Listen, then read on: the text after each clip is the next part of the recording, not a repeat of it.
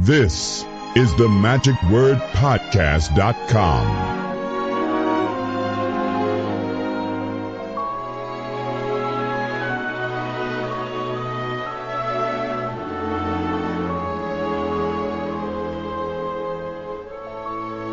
Have yourself a merry little Christmas.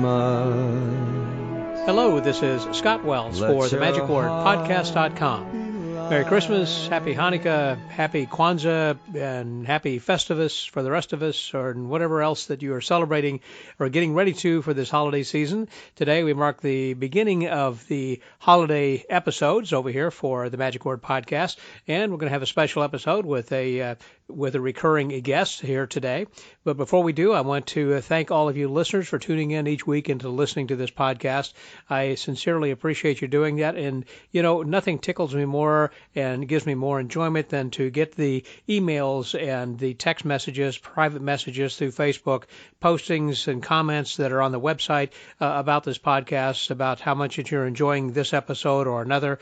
I got a lot of good compliments about the one with Greg Wilson here just recently. And so as I have with many others as well. So I thank you guys very much for leaving your comments and for reaching out and contacting me then as well, and also giving me some suggestions. Speaking of suggestions, I had requested a few weeks ago for people to reach out to me if they have some story they would like to share that has to do with them reaching a certain age and deciding they were inspired to get involved in magic. And let me just say thank you. I've got enough people right now, so we're going to be posting that episode coming up sometime soon.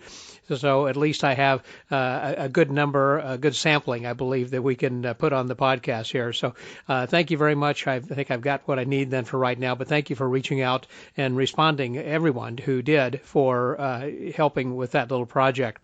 I also want to thank Tom Yates and want to welcome him as being our newest friend of the Magic Word. Welcome, Tom. I'm glad that you have decided to support us with your monthly contribution. Welcome again to the Friends of the Magic Word. And I also want to say thank you and welcome to Dan Raridan, who made a donation to the Magic Word and is now a friend of the Magic Word too.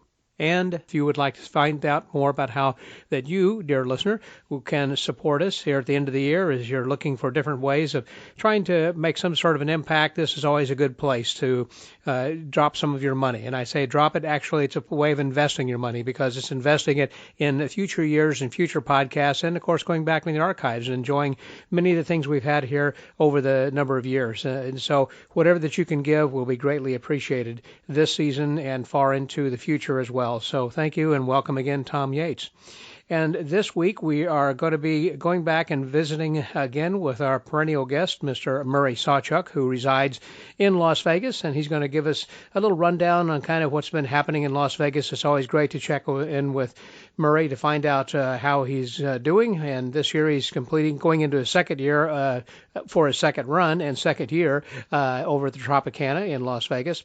And so we talk a little bit about that, talk about also some of the social media that's working for helping to brand him as the celebrity magician, and also about some of the things that have come and gone on the magic scene there in Las Vegas.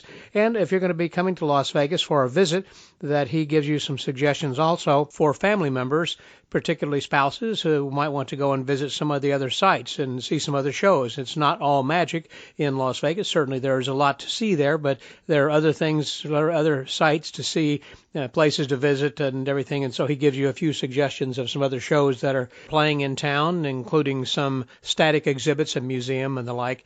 So it's always a pleasure to visit with my guest this week, the celebrity magician, Mr. Murray Sawchuck, here on The Magic Word. Here we are, as in olden days. All right, well, it's about that time of the year in which it's not going to be the holiday season unless we actually go to Las Vegas and take a visit with the celebrity magician, Mr. Murray Sawchuck. Hey there, Murray. Hey, how you doing, Scott? You all right? I'm doing Happy very holidays. well. Merry Christmas to you. Yes, Merry Christmas to you and all the other good things this next year will bring. That's right. Well, there's not a Murray Hanukkah, so I can't think. Unless it was about rabbits, maybe Hoppy Hanukkah or something. Exactly. I don't know. Maybe Sawchuck Hanukkah. Maybe that's the, use my last name for that one. Who knows, right? 8 days of Sawchuck Hanukkah. There we go. There we go. Yeah. So I know that this has been a very busy year for you, and I always like to check in from year to year here for our annual visit, so people can kind of get in the holiday spirit and kind of know what's been happening in Las Vegas, and also what you've been up to, and so many other things that are going on that I believe are of interest to the listeners over there. First of all, now you're completing your second or third year back at the Aladdin. Well, I'm back at the Tropicana. Sorry. The way it worked is, I originally started the Trop 2012, and then we did just up to 3 years there, then bumped over to Planet Hollywood for 3.5, and then we just finished another year back at the Tropicana. So I guess, without the break in between going to Planet Hollywood, which is funny because, as you know, Planet Hollywood was originally the Aladdin. And so I've been, I guess, probably at Tropicana 4 years in total, but this last run has been a year. It's just been a year. Yeah, great. I think that might have been while I was a little bit confused there, because I remember, that the Planet Hollywood was Aladdin then. That's right. From before. But I knew that you'd moved from there once the Chris Angel had kind of moved over into that venue from the Lexington. We'll get into that a little bit later then, too. Sure. So this is just the first year. Now, is it like in December, your anniversary date? October. I'm trying to think of the exact date, but I think it's it's funny you think I'd know this, but it's like the third week of October. So it was. I'm trying to think. Was it October 13th or 15th? I ended up moving in there the 31st, but it was somewhere in there last year. So I know I can go back and look at my. Okay, so it's just been a little over a year, since that time. Year, yeah. Now, I noticed also that you're not always there, because I see on Instagram and every place else that you're traveling around and doing other shows nationwide, really, from different casinos and corporate events and everything then, too. Yes. Oh, yeah, we all travel and do stuff. I like variety, and always like pushing the envelope, and I've never been satisfied, and I don't say it as a negative thing. I'm always satisfied. I mean, I find, great things and everything, but work-wise, I'm always never satisfied. I think if I was satisfied, I'd probably still be back in Vancouver doing birthday parties. I had a very successful business back there, and some months made more money back doing kids shows when I was a teenager, Yeah. But no, I always keep looking for the next thing, like even when I did cruise ships, I did cruise ships for like 18 years. Loved it. My first cruise ship I did just when I barely turned 20, which I like to say was only a couple of years ago, but it was a lot longer than that. As soon as I got on that cruise ship, I was like, this is amazing. It was more money than I ever dreamed of making as in any career, let alone tricks for a living. But when I was on board, after I got myself situated and realized, okay, I got a 45-minute to an hour show that's not bad, It never was that great when I first started. I'm surprised I didn't get kicked off the ship sooner, but I just worked my way in there, and I kept working hard, because my material wasn't that strong when I first started. Doing an hour of adult material when you're 20 isn't always the easiest. And so I always worked on the ships to look for new material to work on. So when I went back, because my goal was always to be on TV and get maximum exposure, because I realized that's how you can sell tickets and become more popular and be more successful. So when I was on the ships, I always tried to work on new material. That was my goal. Every time I walked on stage, was to add a new joke, add a new bit. So my goal was, if I did a 2-week or a 6-week or a 6-month contract, or even a 2-year contract, I had long contracts, was to get off the ships. With more material, 5, 10, 15 minutes of new material. Do you still do that? I mean, like with your regular show now there in Vegas? I do. There's those lulls where you get slow with stuff, but what really kicked it in the ass or in gear was, when I started the YouTube thing 4 years ago, because I had no real reason to create all the time. Because, I got 3 hours of A/B material I've done, and that's more than I need. And it costs money and time and everything, and even the old material that I know I do well, you still got to redo it to get it good again. It takes you a few weeks to get back into the swing of something you've done for years even. So I always put new stuff in this time of year, though, June through the end of the year, because in January, that's when we shoot Masters of Illusion on CW. And I've done 6 years of it. They just got renewed for a 7th year. That's great. And we're shooting it in January. So I always look for new stuff, because they're really good to me on the show. They always invite me to come back every year, thank God.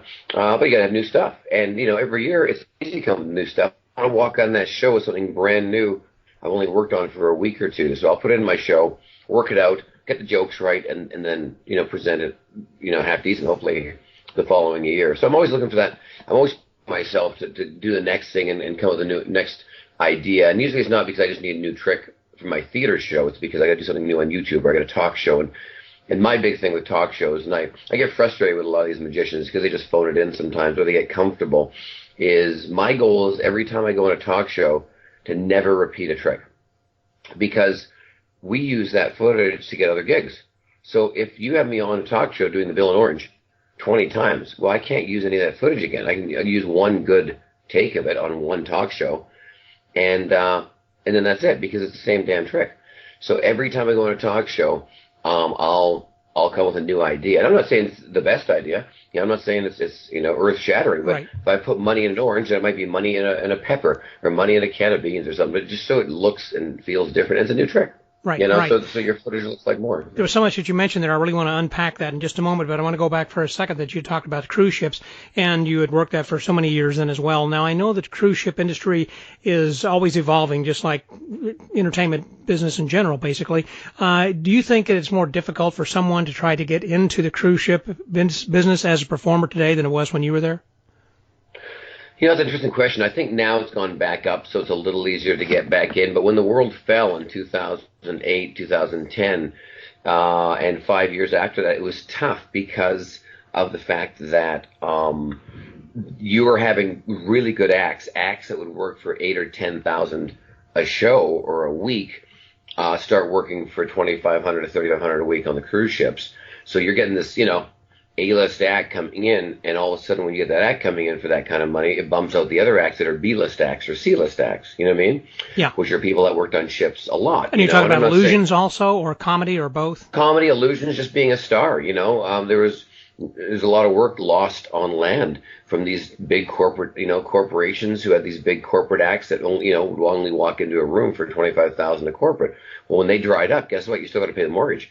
And $3,000 a week is still a good chunk of money, it's nothing to joke at. And if you got to work, you got to work, And so you're seeing a lot of these acts that would play main theaters and tour and stuff like that go back to ships. Well, all of a sudden it bumped out the other acts a little bit, or because now here I can get this ventriloquist that only does the big high end galas and stuff on a cruise ship. Well, cruise ships, we'll take him. He's, because we couldn't afford his normal price or her normal price. So that changed the game a little bit there. And then I stayed in the ships right through all that. I was lucky enough to be locked into a few lines.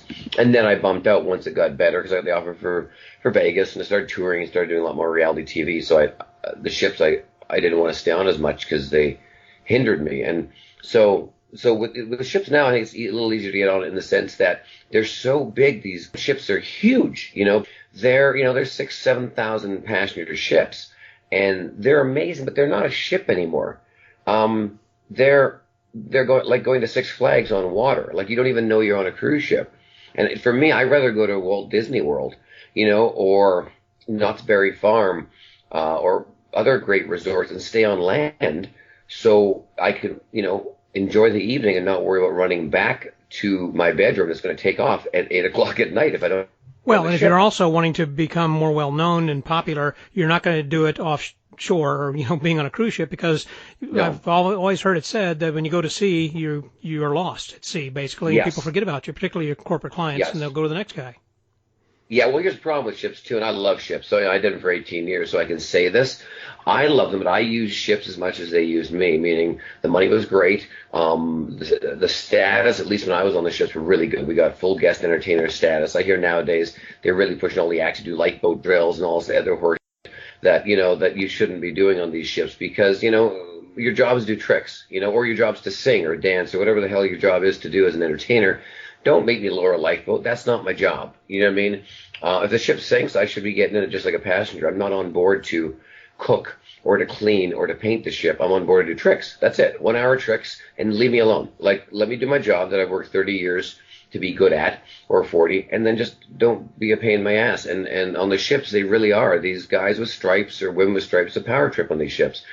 And they love bossing you around because they are over you, because it's the ship's rules, because whoever has stripes. And if you're an entertainer, I think your stripes are, either 2.5 or 3 stripes or something, but no more than that, or at least 2, if you really want to follow the shipping rules. Because you're on a ship, so it follows the ranks, like in the Army. So that's kind of the way to look at things. But as soon as these idiots get on land, those stripes, you can have 17 stripes across your shoulder. They mean nothing. The minute you hit land, 2 steps on the ground, they mean nothing because it's marine status, Interesting. And so, they work hard for that. And when you're a captain, when you're a staff captain, it takes a lot of work and time. I respect that, but don't treat me like And I've always been that way. And I got a hard edge on ships because like that, because they do treat these entertainers. Because when you come on a ship, people look at you as going, oh, he does tricks for a living, he makes a lot of money. What does he know how to do? And so I said this to many times on ships, and I'm surprised I didn't get kicked off more. Where I went to somebody who said that to me, saying, I can't believe you work for an hour, and you get paid $3,000-4,000 a week. And I said, and this is a guy calling bingo, or somebody, vacuuming the floors, or, some guy painting the side of the ship. And I go, hey, I got to deal with you. Come here. And this has happened to me many times. I said, you're right. I said, I got a cool idea for you. I only work an hour, so it's not that long. And I played dumb to it. I was a bit passive aggressive, but I said, here's the deal. I'll take you backstage. I'll give you a quick run through of my tricks. It's an hour, so it's easy. It's an hour is nothing, right? You work 8 hours a day, 10 hours a day. So I'll teach you the tricks. I'll give you a quick run through. I'll give you like half an hour of my time. I'll teach you to do the tricks. And then you got 2 shows tonight, an hour each. You got to hold 1,800 people in the audience. And then do me a favor, show me how to call bingo. And I'll do your job for 8 hours a day, or show me how to paint the side of the ship with a brush, or show me how to use a vacuum. And let's see who comes out at the end of the day successful on what they've learned within that 30 minutes. And I know I can vacuum within 30 minutes. I know I can paint the side of a ship. I know I can call bingo in 35 minutes. But to do an hour on that stage, I don't care whether you're a ventriloquist, a singer, a dancer, any of that stuff, it takes a lifetime to do that hour, and that's the problem. They don't understand it, because when you're not from the entertainment world and you're not from the art world, it's like telling like somebody looking at Picasso going, well, I can close my eyes and paint that thing. Well, they had no idea the passion and the work and where the art came from. And look, I'm not a fan of Picasso at all. I don't really understand a lot of his artwork, but I know it's really well done. It's historical, and I can respect it, right? Yeah. But and I couldn't paint like him either, because I don't know how he created what he did that affected the world so much, but it worked. Right. So. Let me go forward still with what you were saying as far as after we talk about the cruise ships, and you talk about being on television and always working on something new in order to make sure that every time you perform on television, it's going to be a new effect, and you're breaking in a few things then you're showing as well. Where do you find your tricks? Do you find them on YouTube, talking to the magicians? How do you come up with the ones you're going to use? I always look now at what I'm doing in my career and what I'm selling is, where can I put comedy into these things now? Like, well, I guess first of all, it's because you know your character. You have a branded character, and you know that you're a comedian, so you're looking for a comedy piece. So I guess that's first of all key. I guess that a person needs to know thyself before you go out and try and find a trick to fit yourself. Yeah, I do know who I am and what I do now. It's like, it's funny, I had a party at my house a few weeks ago, and James Demir came over, one of the greatest bird acts in the world. And, we're friends, and we're both Canadian from Vancouver and all that. But we never knew each other in Vancouver. We became friends in the States. And we're sitting around the back having a cigar or two, and we were talking about magic. And Rick from the pawn shop was here, and a few others. We have a little cigar club. Kind of 6 of us sit around and just bullshit about life. And we're all good at what we do, I think, in our areas of expertise. One's a master landscaper as well, so it's not just entertainment. And Rick was asking James how we met, and said, I don't know if you realize this, but Murray, with his sleight of hand, he's probably one of the best people with sleight of hand that nobody really knows. And I laughed. I said, that's funny for you to say this. What makes you say that? He says, well, that CD act you did for 15 years, people have no idea that 9 minutes that you did, with your hands and the stealing and the manipulation of it, what you did in those 9 minutes takes a lifetime. And I forgot about my act, because I haven't done that act for years. Like, I totally, that was another life for me, and you remember, because that's how we met way back in the day, Of course, yeah. But I forgot that because, I did all that work and all that skill, but, I get more notoriety now because of my personality, my character, my look, and what I'm selling on stage now, compared to what I was selling back then. It worked for me back then. It got attention in the magic world, and I got a name in it, but it didn't get me to the world. Like what America's Got Talent did, what Wipeout did, what all these other shows did, you know what I mean, for me. Pawn Stars did, because I didn't have my character developed and what I was selling, you know. So it's funny that he said that, because I wasn't quite sure what he was saying. I wasn't sure if he was joking or what he was saying. I actually forgot myself that I did the act, you know, because it was so long ago. And I love the manipulation. I studied my life from Bobo's coin magic to, you know, all these different wonderful great acts that did sleight of hand. I studied all of McBride's courses, all the cards. That's very important. And whenever I give lessons and talk to other students of magic that are just getting started, they might want to do some illusions straight away. And I say, well, you need to start with learning some sleight of hand, because that there is a lot of sleight of hand that is involved when you're trying to hide something on stage. You're just not always using a big box or black art or whatever. There are a lot of hand manipulations and things you need to know that will be used in those, even if you're not using the exact manipulation, but you're going to be using the principle. 100%. And it's just one of those things where, like in my show now at the Tropicana, which, as you know, I've always invited you many times to come guest star in it, so I hope you do come, and join me one day on stage for a week. I'm going to do it next year. I was going to try and do it here in November, and things got carried away. But of course. No, you're always invited, you know that. So, but I forgot, when I'm on stage, so another magician came backstage and said, that's funny how you are so aloof to all the sleight of hand and misdirection you use in your show, because your comedy you've tried to put in the forefront, which has worked, but people have no idea what you're really doing with a lot of that manipulation. I said, I forgot that most of my show, the stuff I'm doing in my show, is all goes back to my roots of manipulation. And the beautiful thing about that, like you saying, when someone's learning magic, they should learn sleight of hand which I think is true. I think to a few people, maybe it's not. Like my dear friend Franz Harari, one of the greatest, illusion designers I think out there, along with the Jim Steinmeiers and Don Waynes and all that. He sees this visual and he can create mega things on stage, and he's made a career out of it, and he's done very well, and he's been doing a silk and thumb tip his whole life, you know what I mean? But he's also, I look at him as a designer, not always a sleight of hand artist. So there's a few people that do get that opportunity, but overall, I think everyone's learned the sleight of hands, because it's kind of like if you play the piano or guitar, you need to learn how to do a scale. You need to know your chords, Well, even when I look at, like, say, Harry Blackstone Jr., some of the things that he did with, tying a handkerchief, or different things that where the handkerchief would come apart that he'd borrow from an audience member, different kinds of things, or tying a knot when he was doing a Keller rope tie, or different kinds of things that have to be a little surreptitious. So this way the audience is not going to see that he is actually doing something. I mean, he's not just making an elephant appear. I mean, you think of Harry Blackstone Jr. as being an illusionist, but there was a lot of sleights that he used as well, just as an example. Totally. I always tell people this too. I think I've said this on your podcast before, though, and I'll say it again, but every magician will ask me going, hey, Murr, quick question. Out of all the stuff you've learned in magic and that, what do you think I should learn for the next 6 months that would make me a better performer? And I go, take ballet lessons. And they look at me, and most of the people who talk to me are shaped like most magicians we see at a magic convention, not a ballerina, if you know what I'm saying. Yeah. And I'm like, and they're like, pardon me? I said, no, I don't. I said, I'm not into music, I'm magic, a magician. I said, I know what you're into. I said, I know magic, and, not, magician, musician sound the same, but I know what you're talking about. I said, go take ballet lessons. And they're like, are you drunk? I said, no, I'm not drunk at all. I said, go learn how to walk. I said, I know how to walk. I said, no, you don't. I said, some of the best people in the world, the reason you get the meeting, the reason you get the job, the reason you get the TV show is how you walk on the golf course, walk in the boardroom, walk in a casting for a movie or a TV show. The first 15 seconds before you open your mouth, that's usually when you're judged, not the 5 or 10 minutes after you're in. And when you walk in that room with that confidence, but ballet teaches you that. Or like my mom did as a kid, her mom and dad, because they're old school back in the 30s, made her walk with books on her head, so she had to keep her head straight.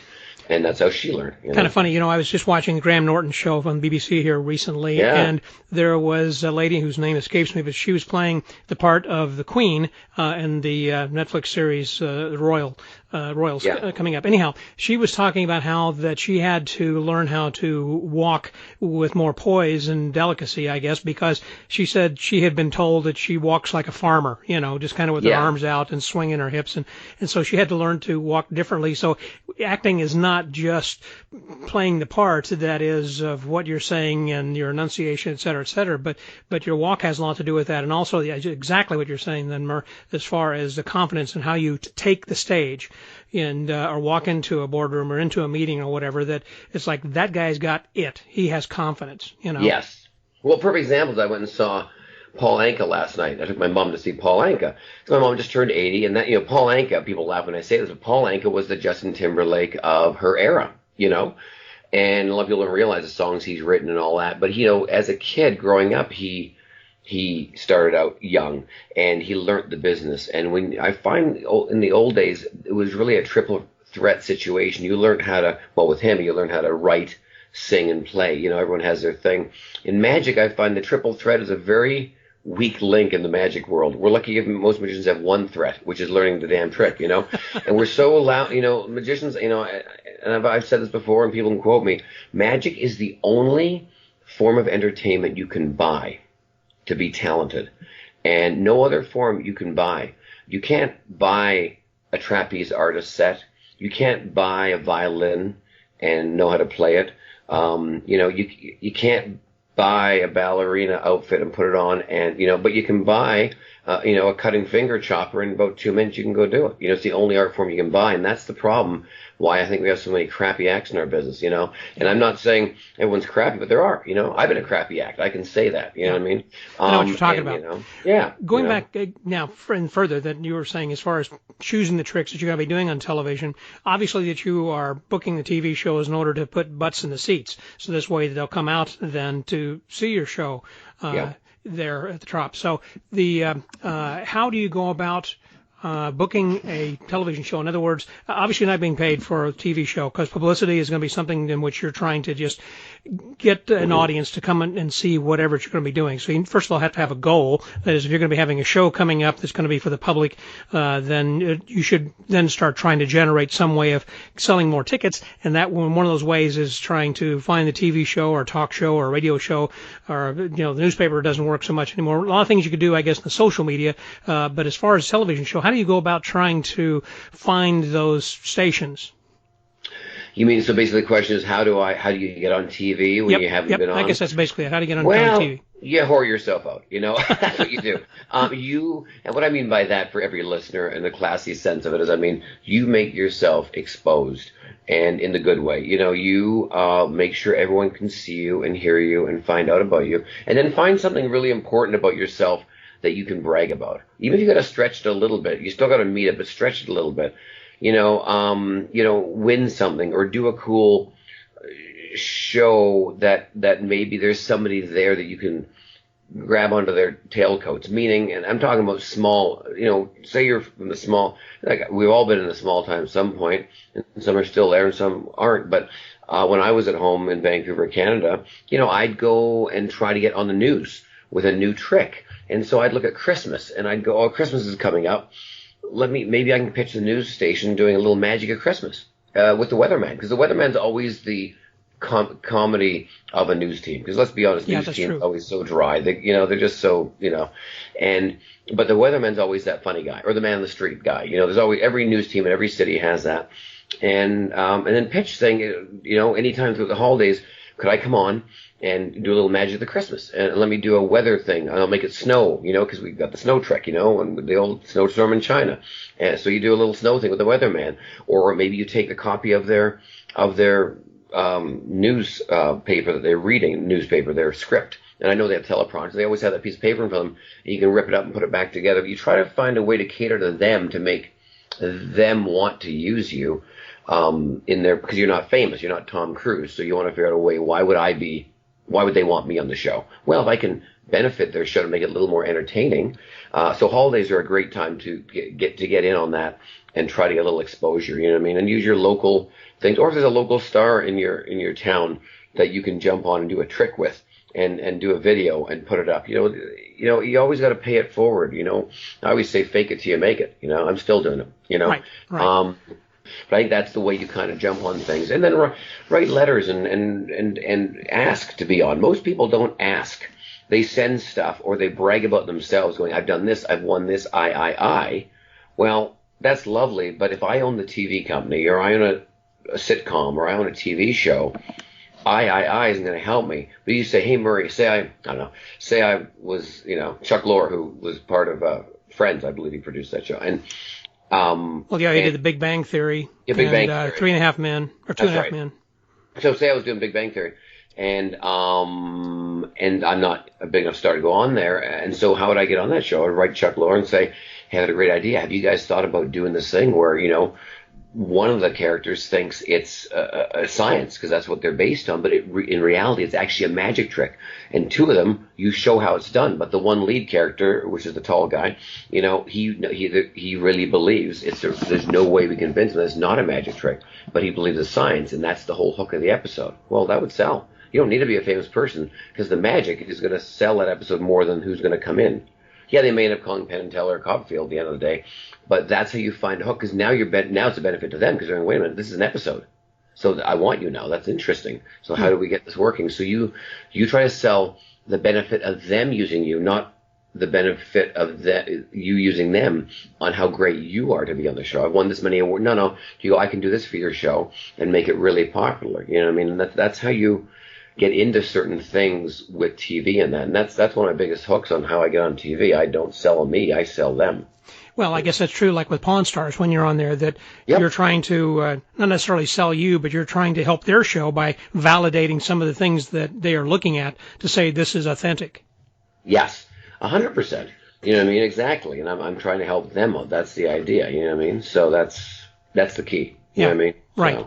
So, yeah. Talking about Las Vegas, since that you are there, I'd like to kind of find out what's been going on during this past year. Some of the people have kind of come and gone. Again, you've been there at the Tropicana for a year. So I know that there are always a couple of acts that kind of come in and then they leave, and it's like I think Shin Lim had a larger room that he tried to open and close, then open later in a smaller 300-seat venue or something. Well, yeah, I'm not sure where he was originally going. I know he came into the Paris with AGT, which they always do for 2 weeks, which is a normal thing. But now he's over at the Mirage, which is about a 1,200-seat theater. And he splits the bill, so he does half the show. I have not seen the show, but this is from what everyone tells me. He does half the show, and then Colin Cloud, who's from America's Got Talent, does half the show. So that's what he's doing over at the Mirage. Now, I mean, coming right off America's Got Talent, personally, I have a very hard time sharing the stage, because this is his moment to shine. And he's really the star. He won. So, but I can only think the only reason he's sharing the stage is because you got to do an hour and a half of material. And we go back to that theory. Doing 90 minutes is not easy to be entertaining. And I love Shim's stuff. He does some really cool stuff with the cards. But how many times can you flip cards, pick a card, find a card? Because that's really his world. Well, that's true. You look at Matt Franco's show. He has made a living, certainly, of that, and has been able to transcend the smaller things into some larger effects. Yes. And has got a really good show that I've seen. I really enjoyed it.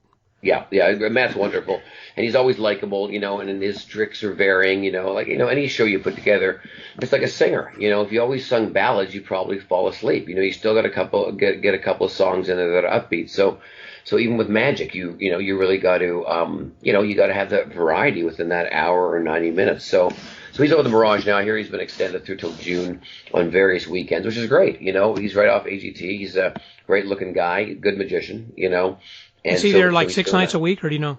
No, it's just like weekends. They're varying. Weekends. So he'll come in from like a Thursday through Saturday or something like that. And Terry Fader will do Sunday through Wednesday, but it's not every week. It's like 1 or 2 weeks. Oh, it's in the same month. theater where Terry Fader is. That's correct. Yeah, Gotcha. Most of the Boys to Men are in there as well. And when they do Aces of Comedy there and stuff like that, they'll have Ron White goes in the theater, and they just do it in one. And what I mean doing it in one, for those people who don't know, it means they do it in front of the main curtain. So they keep Terry's set closed and they just work in front of it. Gotcha. Yeah. So what else has been happening out there? Well, let's see what else. Hans Klok opened. He opened about, 6 months ago. He's over at the Excalibur, from Holland. Yeah, because he had come to pretty big fanfare a few years ago, and then closed. Yeah. So I'm glad that he's back. Yeah, he's there doing, and the stage, nice little room there, which is the Thunder from Down Under room, which is the male review show. So he does the early show, and then Thunder with the boys from Australia, they do their show after in the evenings. And it looks great. He's got an LED wall behind him and stuff. His tricks are massive, though. I mean, these tricks should be on the size of stage that Copperfield's working, but he squishes in there, and he's got like 4 dancers or 6, and he's selling it, wind blowing the hair and that. And, I always tell people, Hans, that, if I was a young kid starting out magic, like 5 or 7 years old, watching Hans Klock, I'd be like, you know what, that's a magician. That's a real magician, because he sells everything like a real magician. Wind blowing in the hair and the dramatic jumps off things and the poses and all that. It's great, it's wonderful. It's not my style of magic, but people like it and it's entertaining. He's made a great career out of it, So, and then we got, of course, Copperfield across the street over at MGM, and he's still, just rocking it, and always creating new stuff and different things. And then we got Matt King and Nathan Burton still around over at the Miracle Mile shops. And then what else is down the street a little bit here? A little bit further on down, of course, you've got our mutual friend, James Demare. James Demare, yeah, well, he's moving. He left the Thunderbird. Going to the Mint, that's right. He's going to the Mint now, so he's Is that on Fremont Street? No, and the Mint used to be way back in the day, but the Mint now is right off Sahara and Las Vegas Boulevard. It's right by the Golden Steer, a very famous Frank Sinatra, Sammy Davis hang back in the day, and so that's where it's just a small bar kind of club. So he's doing a show there, and actually he's doing cool things. He's actually doing my Christmas charity show in December 20th. He's going to come in and do a little performance along with Fielding West, Lance Burton, and Piff are the magicians I have this year in my 8th season of Begging for Magic, and all the money goes to the dogs, literally, for the rescues and the non-rescues. Right. But yeah, so he's in there. Further down though, you got Mike Hammer downtown at the Four Queens. He's got a solid show, very funny, very aggressive and wonderful. He's like Don Rickles is his kind of muse, I believe. I do love Mike. Yeah. Yeah, he's very wonderful. Unique, and he books some solid shows, and people come back dozens of times just to see him because he's very spontaneous. Just very impish. Mm-hmm. And then Tommy Wynn just opened over at the Oyo Casino, OYO Casino. Basically, if you have never heard of the Oyo Casino, that's not a bad thing. It just opened about a month ago. Where's it located? It's the old Hooters Hotel. So it's right across from MGM. They just basically covered it up and changed it to the Oyo. Hooters is out of there. And Tommy Wynn's in there doing his show 4 or 5 nights a week. I haven't seen it yet. But he's a dear friend of ours and the family and all that. And he's having a family too soon. He's having a kid in 3 or 4 months with his wife Stacy. So so it's exciting for him. And Chris Angel, I guess, is still working. Yeah, he's still over there at the Planet Hollywood. Planet Hollywood. I just read in the paper this morning though. I guess he got snubbed with Kelly and Ryan. He was supposed to be on their show because they were in town last week doing their show from the Paris Hotel. I believe it was the Paris Hotel. And then I guess they ended up putting Matt Franco on for some reason. Something happened, but it was in the paper that I guess he got snubbed. So I'm sure he's not happy with that. So. That's funny. But it's what it is, What are you going to do? I just wondered if he's still doing his Raw show on the road. I hear they're still touring with that. He brings a few acts out there with him as well. And I think he's figured out how to tour a little bit better because back in the day he used to tour with all these big trucks and buses. And I don't care how famous you are; it's all about your overhead. He wasn't making money. You know what I mean? Unwieldy, as I recall. Yeah, so now he's figured out where I think he's downsized it by at least 50%, and putting more money in his pocket, which is that's how touring works. Like I said, I saw Paul Anka last night, and when he was performing, it sounded like he had a 36-piece orchestra, and he actually did because he was playing the track, not his voice, but the musicians were playing the click track, and he really had about 8 musicians on stage. That was it, because at the end of the day, it's about overhead. Now, is Amazing Jonathan performing much or at all out there on a regular basis? No, his show's not here anymore. It left years ago, because of his health issues and everything. I know that, but I've seen the documentaries, and it sounds like I know he's been coming back a little at a time, and I just wondered if he was strong enough to try to come back and do another show. I don't know if he would be strong enough to come back or not. I'm not sure. I've toured in the road many times where he's played, and he's come in to town, and he hasn't been on TV for so long. And he hasn't, the problem in this business now, there's so many entertainers every week, every day, from the reality TV that's on, from America's Got Talent that's on.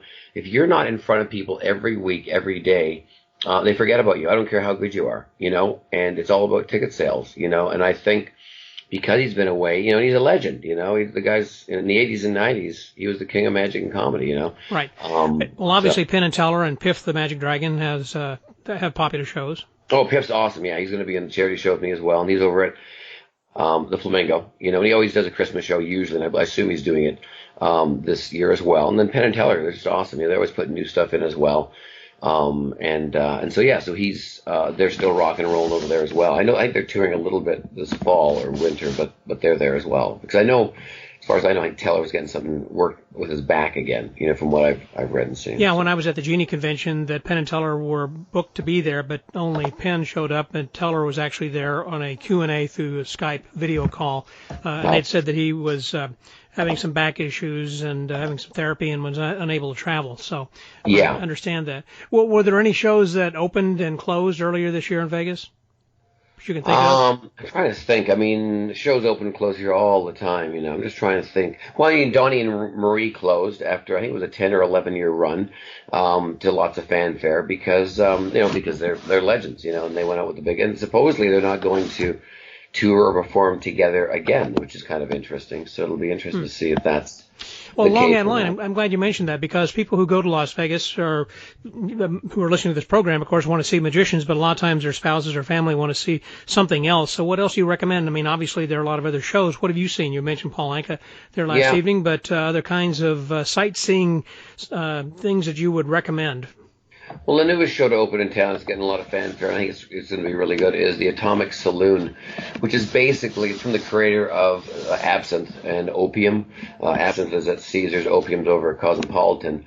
But then it's the newest show over at the Venetian, which is in the old theater where they used to have a show called The Act, which ran for about 10 months or so, and it's a really cool venue, and it's got these great variety acts from Europe and that, and they're the best in their league, and it's just a great environmental show where everything's happening around you within the show, so you feel like you're really a big part of it. Also, another show I haven't seen yet, but I hear it's great, is over at the SLS Hotel called Blanc de Blanc, and it's another show where there's people flying in the air and acrobats and all this stuff, which is pretty cool. And then another show over, which I did see over at the Stratosphere, called Celeste. It's basically like a Cirque du Soleil show, but it's not. And it's got some great acrobats. It's got the knife-throwing act from America's Got Talent, who's phenomenal. Alfred, he's an unbelievable act. So there's some really, really cool shows that that have opened and stuck around, and they're hanging in there. Which is in this world, it's all a game. In this business, we always talk about. People always ask me, how's your show going? I go, I still got it. That's the truth of it, That's a good point. Well, aside from that, I know there are other kinds of things to do, and one of them being the Neon Museum or Graveyard. Oh, yes. Talk about that a little bit. That's my favorite place. I love the Neon Museum. It's basically all the old neon signs of Las Vegas that used to be there. The Sands, the Sahara sign, the Stardust, even the old Tropicana sign from the original when the Tropicana was built. And these are signs are iconic. And I always tell people, they always ask, why is that your favorite place or thing to do in Vegas? I said, because it's the only thing that you can do in Vegas you can't do anywhere else. Like, you can go eat at a Gordon Ramsay restaurant in almost any major city, you don't have to eat here in Vegas, although there's great restaurants, you know what I mean? But the Neon Boneyard, it's not moving, it's not going on the road, it's locked and loaded, it's just sitting there, and it's something that you can only get to see in Vegas, and it doesn't cost that much, and it's a really cool thing to see the signs, and they light them up now. They got different night shows where they do video mapping on some of the signs, and they bring the signs back to life via video mapping on what they would look like and who would actually be on that sign, whether it be Liberace or Sammy Davis and that. So it's a real cool thing to do. That's kind of cool. As I recall, that's kind of near the Strip or off the Strip, just a little bit too. It's off the Strip. It's downtown. It's towards downtown by Cashman Field. So if you're downtown Las Vegas and you go north on Las Vegas Boulevard another mile, it's on your right. So it's right down there. So I found that it's important that you're going to need to go online to get reservations. Well, yeah. Well, with the reservations and that, back in the old days, you really had to go online, meaning you had to go online and reserve a week ahead, because it was really a locked compound. It wasn't a tourist facility. Like, you could get tours, and you gave them $15 or $20 to go in, and they'd meet you at the gates. They unlocked them, and you got to walk around and take pictures. And it was a nonprofit, still is, but it really was. You just walked around and saw these signs stacked upon signs, which I got to be honest with you, I kind of liked it better, because you were really seeing something that really was a neon boneyard. It wasn't set. Now it's set up really pretty, and the things are put right, which is good because you want to see the signs right, and some light up even. You know what I mean? So it's really done like as a really nice museum now. But in the old days, it was pretty cool walking around, kind of finding those gems where you saw the sand sign buried behind the Stardust sign, because they were really it was really just a junkyard for the signs to hang out in, and it was kind of neat to see their final resting place untouched, know. Right. But now you can go on book tours like anywhere. It's a business where they're making money, and they got to make money because they put money into it now. And they got a nice paved parking lot, and La Concha, which is this little motel, it was near the Peppermill. They actually took the check-in desk of the La Concha, which is a very famous art design. It's got these kind of upside down teardrop kind of windows. It's very iconic. That's their main check-in for the museum now, and that used to be the check-in desk for the La Concha, which is just kind of between the Riviera and the Peppermill, two very famous places on the Strip. But they took the whole building and moved it there, and that's their check-in desk. So it's pretty cool. It's definitely something to go see. It doesn't cost a lot, and it's cool. That does sound pretty cool. Well, by the way, that I feel as if that, and I've talked with several people about this, being in a new golden age of magic and with a lot of clubs and different places that have opened, and I wanted to kind of really refocus and change subject for just a second to something I know that's probably pretty near and dear to your heart, and that is the Marvin's Magic. Yes. That has opened, that Jeff Hobson's been involved with out in California, and with Marvin Roy being your mentor and fatherly figure there too. Tell me a little bit about that. Yeah, it's a project of Jeff Hobson's and then another gentleman who had another business prior to that, who wanted to open up a magic club. They just love magic, and Jeff's always been wonderful because he's from doing what he's done on the ships to the illusionist and all that stuff, and he's one of Marv's boys as well, and I think I was one of the youngest ones that Marv ever helped, at the end of their run of doing what they did, Carol and Marv.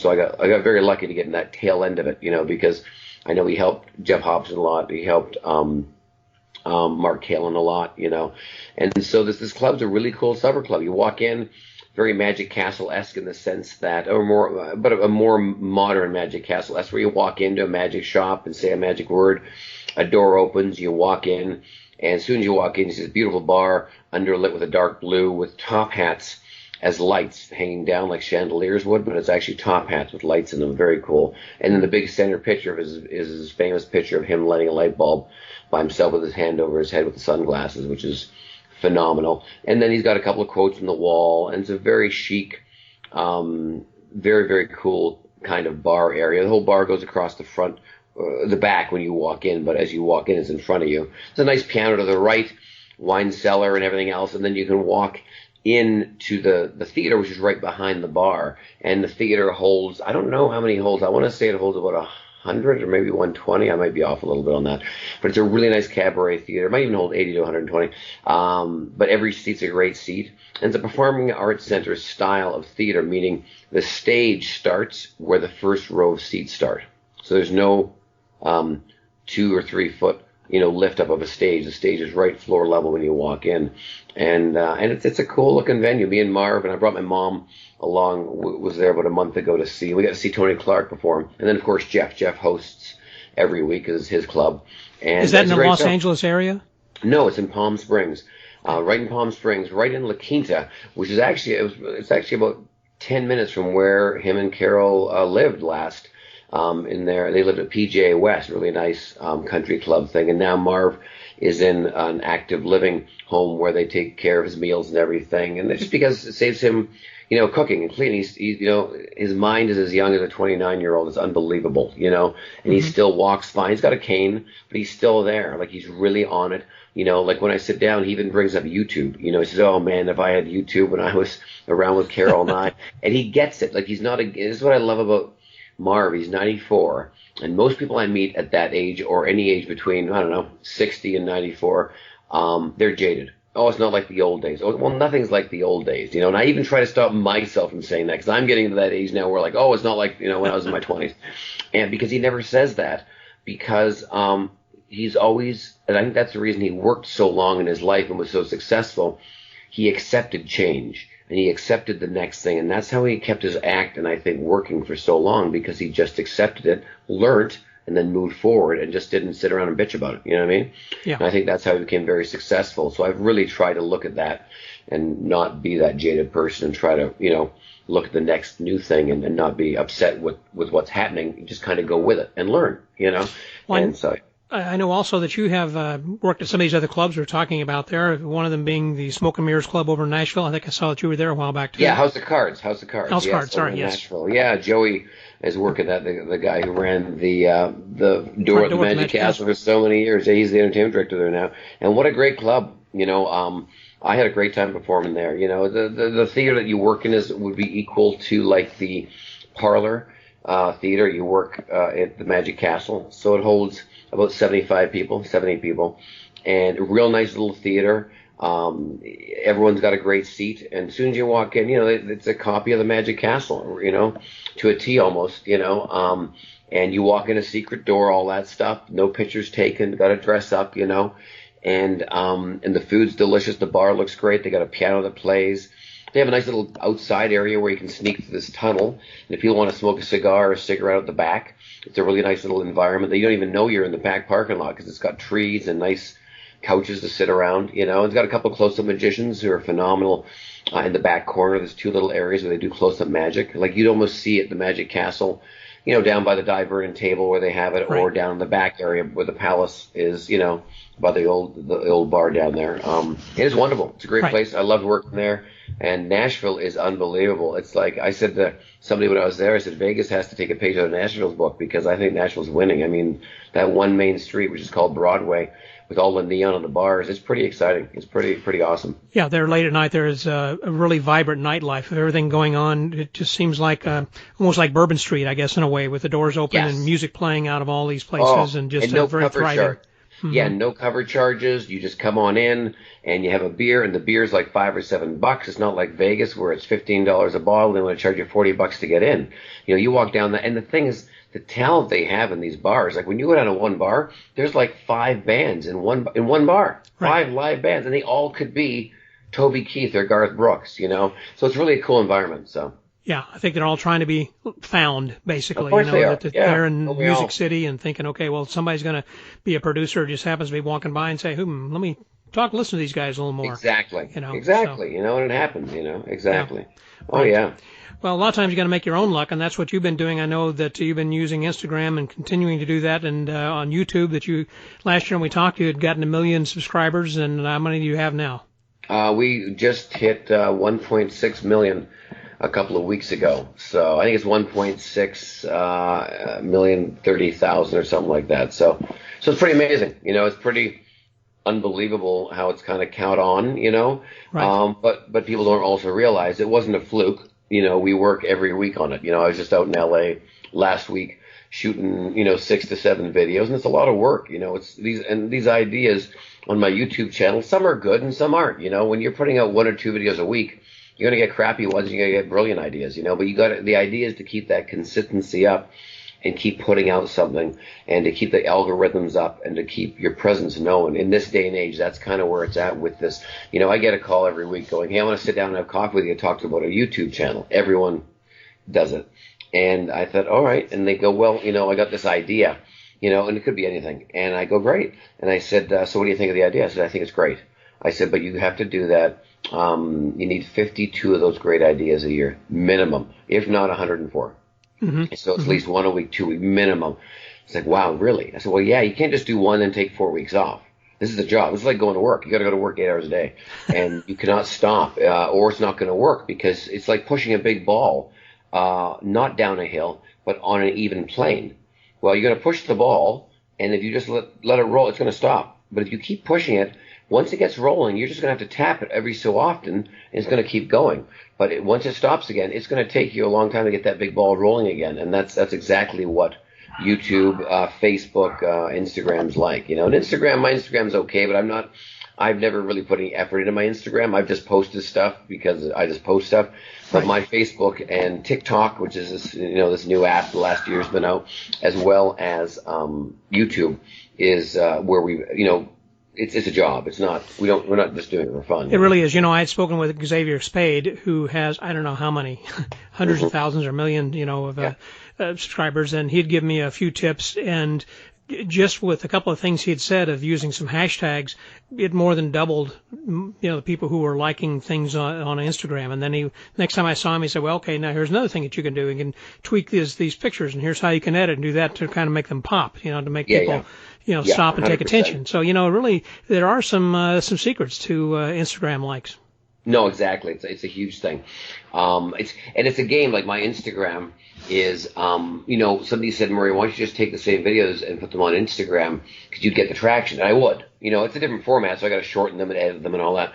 And I know it would go well. I just got to, we have over 4.5 years of videos, so we have the footage. It's just a matter of editing it, and I have thought about that, or bringing somebody on to do it for me. Because the nice thing about the stuff we do, it's not vlogging. We're creating scenes, and the greatest thing about our videos is we relicense those videos out weekly to different TV shows, different media platforms, because they're scenes within themselves. People who vlog every day, and for people who don't know what that is, vlogging is basically a video diary. It's like a journal, and it's a day in the life of. Well, a day in the life of, you just follow me running around cutting my trees, fixing a car, or jumping in a big pool of Jello. There's no sense. No one wants to really license that to air somewhere else because it's not going anywhere really. They're fans of you and your life. So that's the difference between vlogging and creating a scene or a video or a prank. And the bonus of creating a prank or something like that is that can be licensed over and over and over again, which we license a lot of my videos every week.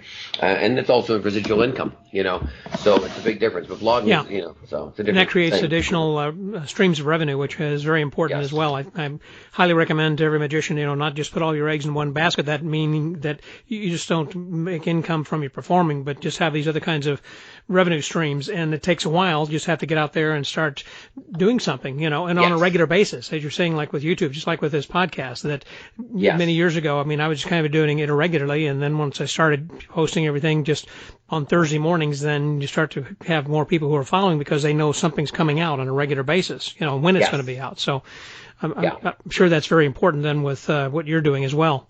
Now, is TikTok something that you're continuing to use? Is that a really growing platform?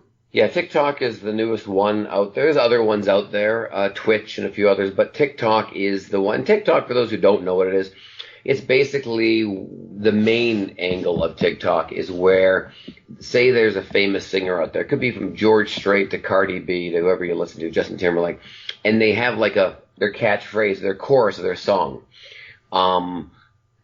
It's a snippet of like 11 seconds of their song or a rap thing. And it's their voice, it's their music. But what you do is you lip sync to their voice.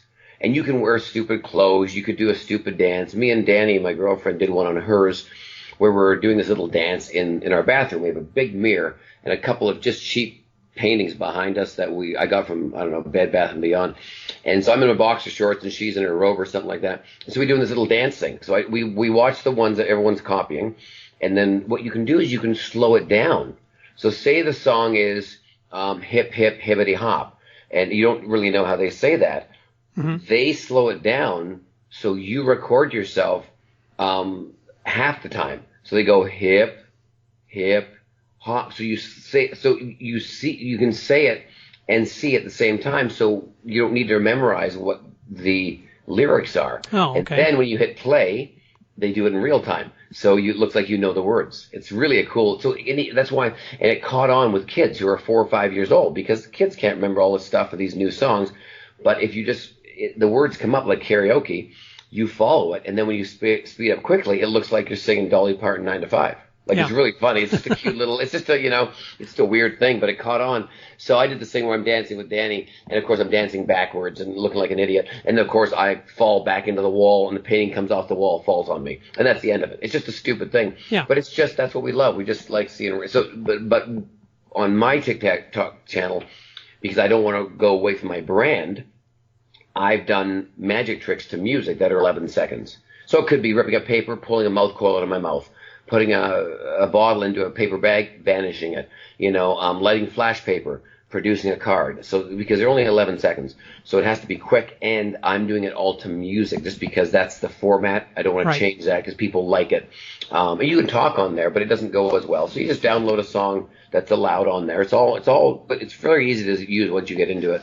And it's a fun format, and it's kind of fun to do. Cool. And and that's it. You could even do one for your, what are you doing? Your martinis, Thursday martinis or martinis? Magic and Martini Thursdays. Yeah, whatever. So you can do that and just have done the music with you doing something funny with an olive and a glass of, and every time you sing a different song with it, Johnny Cash or whatever, and you'd be surprised. You get some funny viewers, So, like the idea.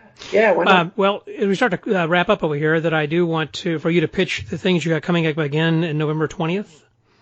Yeah, so November 20th here in Las Vegas at the Tropicana Laugh Factory. It's my 8th year doing it. It's called Murray's Begging for Magic, and it's a charity for a nonprofit rescue, which is Friends for Life Humane Society, where I've rescued all my long-haired Chihuahuas from. They have much more than Chihuahuas, but that's my dog of preference. And all the money and profits that go from that show go to them to buy blankets, food, and everything like that. It's a nice way to give back. It's the holidays. And this year we got some great magicians on it. So we have Demare, who's James Demare. We got Lance Burton, Piff the Magic Dragon, myself, Fielding West for magicians. There's also some other singers joining us there as well. So it's an hour-and-a-half show. It's being co-hosted by my girlfriend, Danny, and I, she's also the host of Crazy Girls here in Las Vegas. And that's going to be held where again? At Tropicana Laugh Factory, where my show is. Yes, and that's going to be one show only, afternoon, evening, or what? Yeah, December 20th, 5 o'clock show. You $5. just buy tickets online. Come check. It's going to be a great show. It's going to be fun to see all these different acts. And let's be honest, two of the greatest bird acts, Lance Burton and James Demare, in the same show. They're not doing their bird acts, but it's kind of cool to see them both on the same stage, And then also throughout the year, I'm touring a little bit in December. December 8th, I'm going to be in Phoenix. At Comic Strip Live, which is a comedy club with Lefty. And then over in California, I'm playing December 14th, the Crest Theater in Sacramento. And then the next day after that, I'll be in San Francisco at the Cobb's Comedy Club, which is one of the coolest comedy clubs in the nation, that Sunday, December the 15th. So, and then, of course, I'm back in Vegas at Christmas, New Year's at the Tropicana Laugh Factory. And, of course, doing YouTube videos and a bunch of stuff. And I think I'm filming an Italian movie in December as well. So there you go. Because I'm so Italian. Look at me. Well, I'm not. An Italian from Canada. Exactly, pretty much. Exactly. That's right. Well, Murr, sounds like you've been very busy, and I appreciate you spending a little bit of time with us here, because I know that you've got to go here shortly for your afternoon show yes, right. Today. So before we close, you have a magic word you want to leave with us?